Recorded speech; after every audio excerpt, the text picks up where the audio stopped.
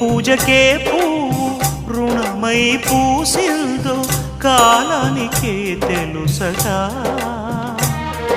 ఆ కాలం కనుమూస్తే కలగా చెరిగేది జీవితం ఒకటేనడా. సవటిగా కాకుండా చెల్లిగా నన్ను చూసి తల్లిని చేశావుగా. ఈ పారాణి పాదాలు సేవించినా గాని రుణమే తీరదుగా. ఇది కలకాలమై ఉండగా